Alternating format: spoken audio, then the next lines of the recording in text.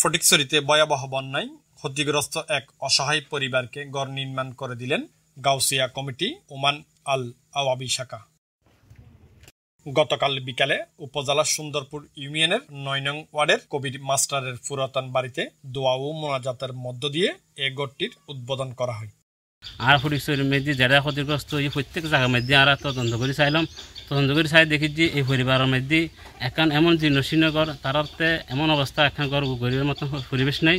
তো ইয়ারা আর আওয়াবি শাখার ফকতুন আরা তারা এখন ঘর পুনর্নির্মাণ করে দিলাম। আসলে পুনর্নির্মাণ করানোর পরে যে আরা কিন্তু এই কোনো কিছু ফসলের মুখী আরা নয়, এই যার গদ দি তারও কোনো ব্যক্তির আরও সামনে আনতে না, শুধু আর এই কারণে যেদিকে ফসার করির আর মতন আরও অনেক পাবো ধনবান ব্যক্তি বাইল আছে, তারা যেন এইরকম হাত যেন আগায় দেন মানুষের অসহায় মানুষের যেন সহায়তা করে এই লক্ষ্য উদ্দেশ্য আর আসলে ফোকাস করির। ওনারা এক্ষুনি আর একটু দোয়া করিবেন। ধন্যবাদ গাউসিয়া কমিটি ওমান আল আওয়াবি শাখার সকলকে, অসহায় এই পরিবারকে একটা করে উপহার দিয়েছে বলে সকলকে ধন্যবাদ।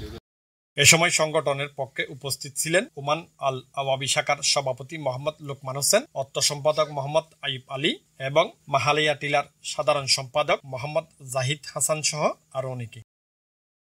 এতে মোনাজাত পরিচালনা করেন মাওলানা ফয়জুল আলম আল কাদেরী। محمد وآله وأصحابه أجمعين وارحمنا برحمتك يا أرحم الراحمين।